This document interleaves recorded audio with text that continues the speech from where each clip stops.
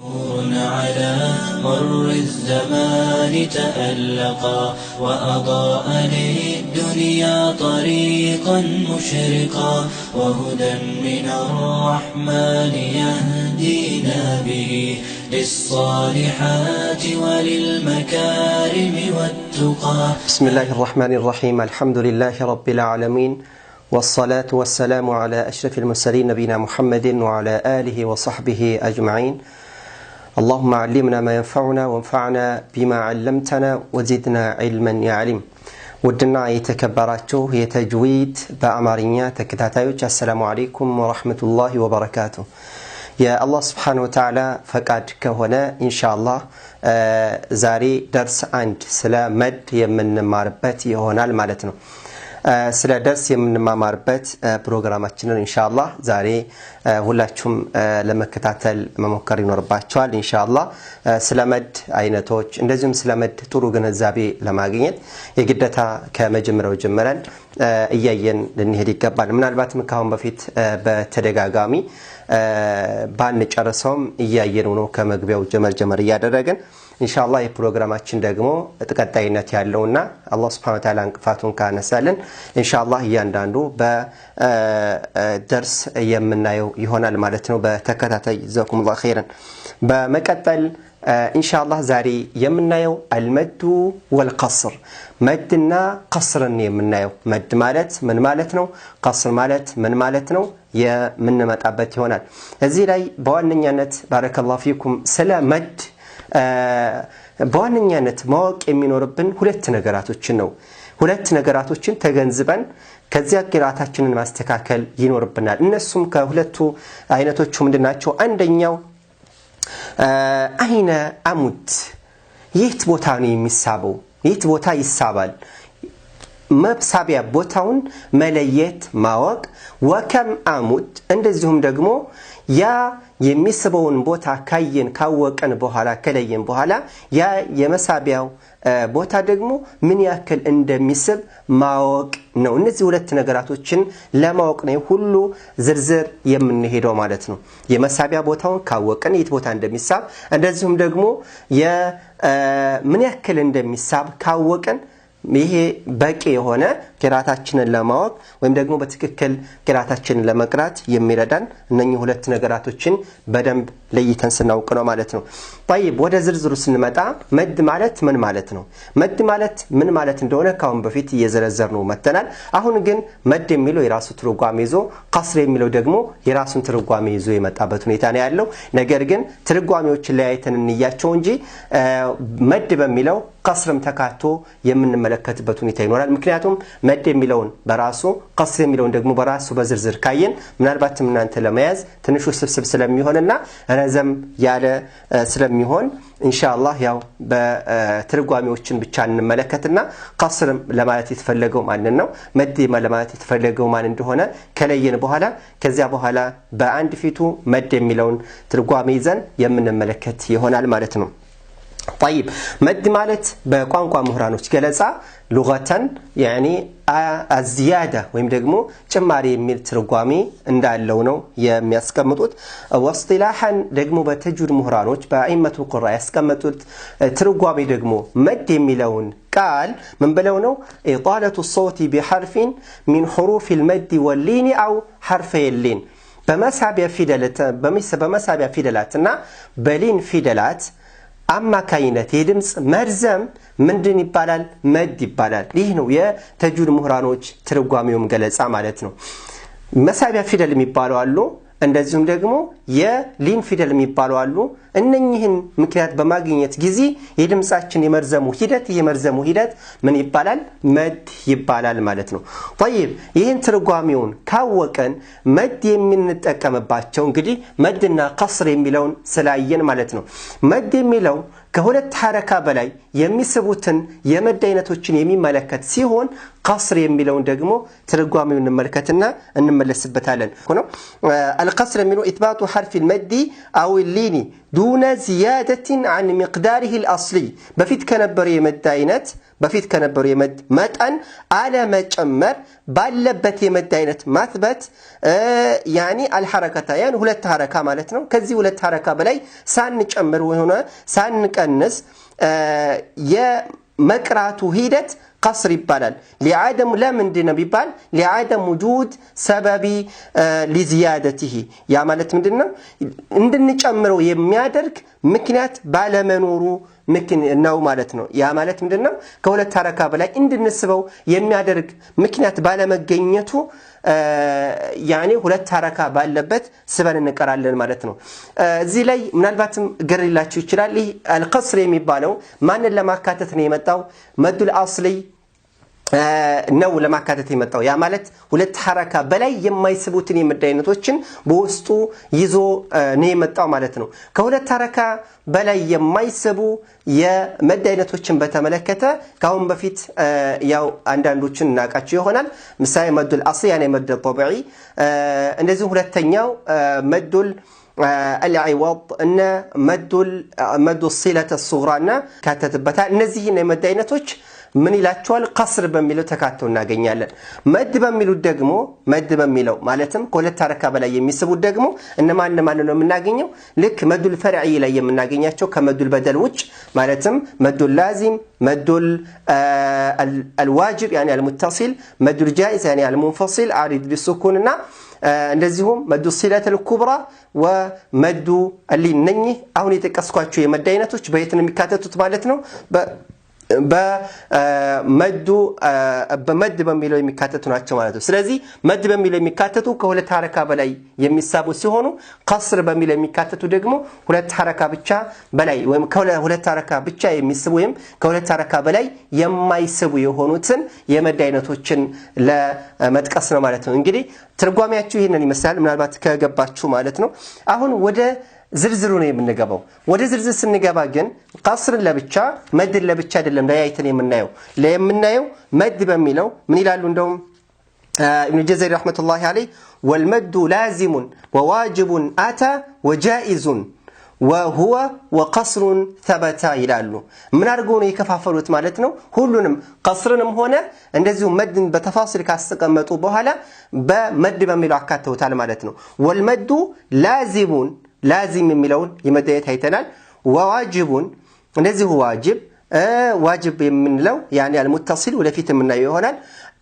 والجائز شو وجائز جائز የሚባሉት ደግሞ በጃኢዝ ውስጥ የሚካተቱ የብዙ የመደየቶች አሉ መዱል አስሊን ጨምሮ ምን አለ وهو وقصر ثبت ብሎ አስቀመጠው ማለት وقصر የሚለውንም እንደዚሁ አብሮ ለይቶ አስቀምጦታል ማለት ነው እና እዚህ ላይ የምንረዳው ምንድነው የመድ አይነቶችን ማለትም በላዚም የሚካተቱ የመድ አይነት አለ በሶስት መልኩ ከፈለው ማለት ነው ላዚም ዋጅብና ጃኢዝ ዘጠኙን ሁሉ የመድ አይነቶችን ላዚም በሚለው ዋጅብ በሚለውና ጃኢዝ በሚለው ተጠቃልለው የምናገኝበት ሁኔታ ነው ያለው ማለት ነው طيب አሁን ይሄንን ካየን በኋላ ያኔ የተወሰነ ግንዛቤ ለማግኘት ለማጨበጥ ያክል ነው ወደ ዋናው ትምህርት እናልፋለን ያ ማለት ምንድነው መድ ማለት ምን ማለት ነው እንግዲህ ከዚህ እንጀምርና ከፍሩዑ እያንዳንዶችን ስንመለከት ኢንሻአላህ ይበለጠ ግልጽና ቀላል ይሆንላችኋል ማለት ነው طيب መድ ማለት ቀደም ብዬ እንደተቀስኩት قصرና መድ ለማብራራት ስል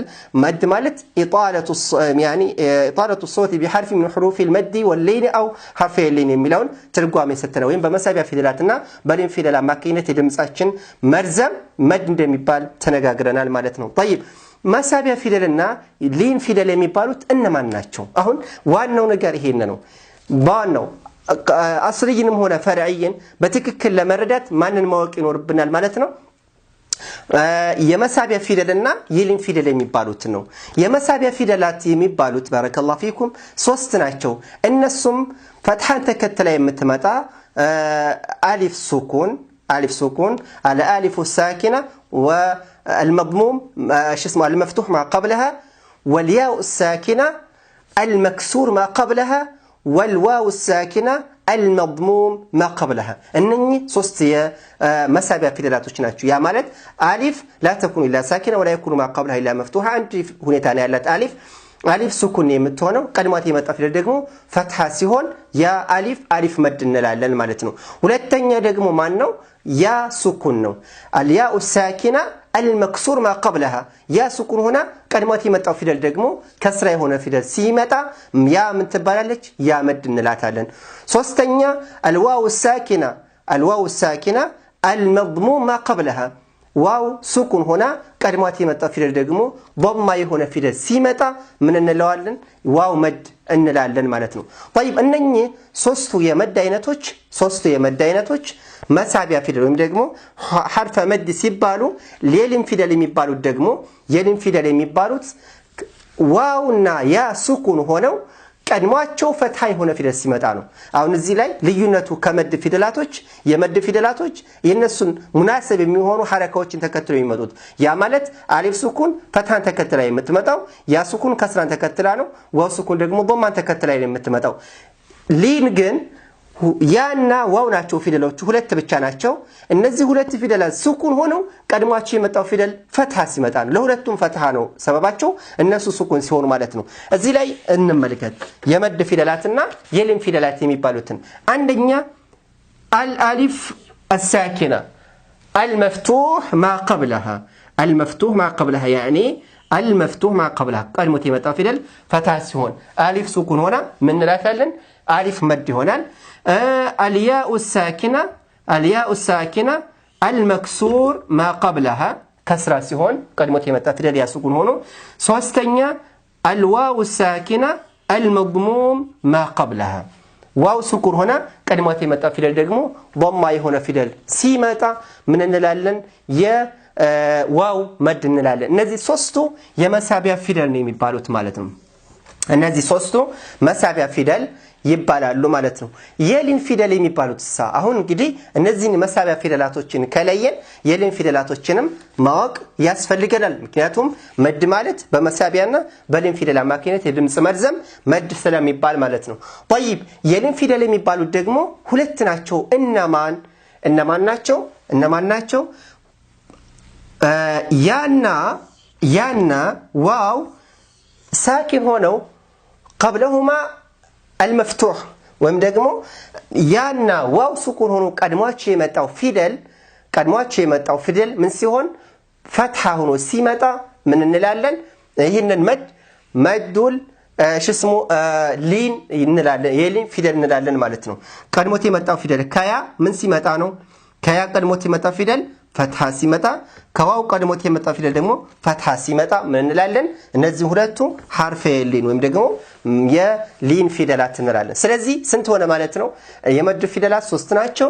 የሊን ፊደላት ደግሞ 2 ናቸው ማለት ነው። እዚህ ላይ በዋነኛነት ልናውቁ የሚገባው እነዚህን 2 ነገራቶች ነው። ምክንያቱም እነዚህን ፊደላት ተንተርሰን ነው ምክንያት አድርገን ነው ሌላ የመድ አይነቶችን የምንነጋገረው። ያ ማለት ምንድነው? የመድ ፊደላትን በትክክል የማናውቀው ከሆነ አስልይ ፈርዒ ጃኢዝ ዋጅብ እያልን ብንሄደው ምናልባትም ግልጽ ላይ ሆነልን ይችላል ማለት ነው። ስለዚህ በዋነኛነት ማወቅ ያለብን እነዚህን 2 ነገራቶች ነው። አንደኛ የመድን ፊደል ከነ መስፈርታቸው ከነ ሸርጣቸው፣ ሁለተኛ የሊን ፊደላትን ከነ መስፈርታቸው ከነ ሸርጣቸው ልናውቅ ይገባል ማለት ነው። طيب እንግዲህ ዛሬው ትምህርታችን እንዳየነው መድና ቀስር የሚለውን አጥር ባለ መልኩ አይተናል። እንደዚሁም ደግሞ በመድ የሚካተቱ ከሁለት ሐረካ በላይ የሚስቡትን እንደሆነና በቀስር የሚካተቱ ደግሞ 2 ሐረካና ከዛ በላይ የማይጨምሩትን የመድ አይነቶችን ማለትም እነዚህ ቀስር በሚለው ይካተታሉ ማለት ነው። አሁን ይሄንን ካብራራን በኋላ መድን ብቻ ነው ነጥለን ያየነው። ቀስር በመድ ተካቶ ስለምናገኘው ቀስር የሚለው ላይ ብዙም እናንተ ትኩረት ባትሰጡት የተሻለ ነው። እናንተ መከታተል የሚኖርብን መድ የሚለውን ይዘን ከተነጋገርን ሙሉን የመድ አይነቶችን ኢንሻአላህ በቀላሉ ማወቅና መለየት የምንችልበት ሁኔታ ይፈጠራል ማለት ነው። ኢንሻአላህ በሚቀጥለው ደግሞ መድን ማለትም አሁን ያየነውን መድን በሁለት እንደሚከፈልና ክፍሎችን በተመለከተ እያንዳንዱን በዝርዝር የምናይ ይሆናል። እዚህ ላይ ቀደም ብዬ ሳልቋጭ የማስታውሳችሁ ነገር ምንድነው? መድ ላጊና ማዕሪፈታ የሚባሉ 9 የመድ አይነቶች አሉ። 9 የመድን አይነቶችን ያላወቀ ሰው እነዚህ 9 የመድ አይነቶችን ካላወቀን ስለመድ ሙሉ የሆነ ግንዛቤ አለን ብለን የማንገምታቸው 9 የመድ አይነቶች ማወቅ ይኖርብናል። 9 አይነት የመድ አይነቶች ናቸው። እነዚህ 9 የመድ አይነቶችን ደግሞ ካወቅን መድን ሙሉ በሙሉ አውቀናል ማለት እንችላለን ማለት ነው። ስለዚህ እነዚህ 9 የመድ አይነቶች እነማን ናቸው የሚሉትን ኢንሻአላህ በዝርዝር እያንዳንዳቸው 9ን ሁሉ የመድ አይነቶችን በቀላል መልኩና እኛ በምንረዳው መልኩ በአላህ Subhanahu Wa Ta'ala ፈቃድ የምናቀርበው ይሆናል። ኢንሻአላህ እናንተም ያልገባችሁን እዚህ ቦታ አልገባኝም የሚለውን ኢንሻአላህ ያው የእናንተም አስተያየት ይታከልበትና በተሻለ መልኩ እያቀረብን የምንሄድበት ሁኔታ ይፈጠራል። ለዛሬው ኢንሻአላህ መድ ምን ማለት እንደሆነ ከለያቸው እነዚህን ፊደላቶችን በመያዝ ኢንሻአላህ በሚቀጥለው ደግሞ መድን ለሁለት ከፍለን በእያንዳንዱ ዝርዝር የምንመለከት ይሆናል ኢንሻአላህ። ለዛሬው ይሄንን ይበቃል። በዚህ እናበቃለን ኢንሻአላህ። ሱብሃነከላሁመ ወቢሐምዲከ አሽሀዱ አን ላ ኢላሃ ኢላ አንተ አስተግፊሩከ ወአቱቡ ኢለይክ። ወሰላሙ አለይኩም ወራህመቱላሂ ወበረካቱሁ።